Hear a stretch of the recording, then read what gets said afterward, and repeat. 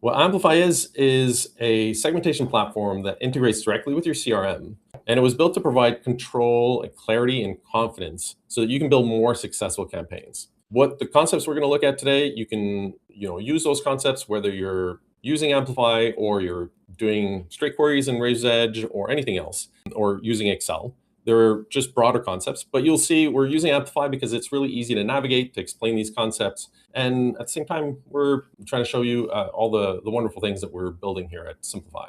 One last thing before you dive in, we're going to go backwards. So we're not going to do the export part. That's really strictly in your CRM. But what we're going to do is we're going to start from the end of the campaign part where we're assigning appeals, and we're going to work our way backwards or upwards in time to see how the segmentation works. So we're going to start with that sort of like a finished campaign with all the assigned appeals, and then we're going to work our way towards the segmentation and all that criteria.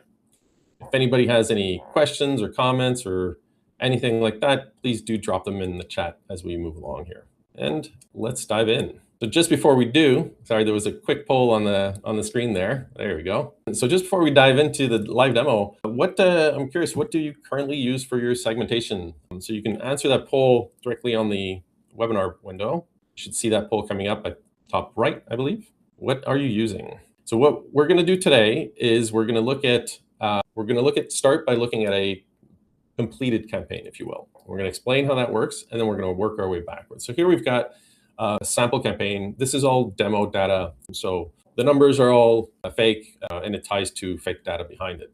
But this will give you a good example or good understanding. So what we start with is our segmentation strategy here for our campaign. So we group our segmentation strategy in channels.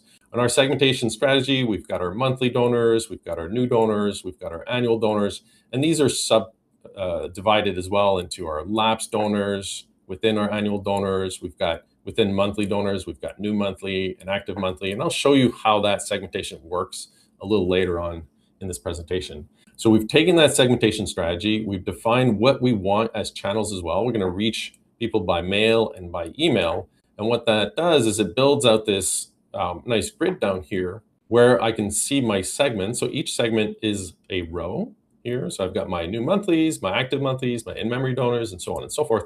And I've got my channels as columns. And what AmpliPhi does here is it crosses each of those audiences, each of those segments, with who's available to be reached on each of these channels. And it provides those numbers here. And you can click on those numbers and drill right into your CRM and see the list of who that population is. Now, an important thing to remember here, and this is where it gets kind of cool, is these channels here have the rules of communication baked into the channel. It's always pretty much the same, who you can reach by mail or who you can reach by email. So your inclusion, exclusion codes for those specific channels, excluding things obviously like your deceased records or donors that have asked not to be solicited.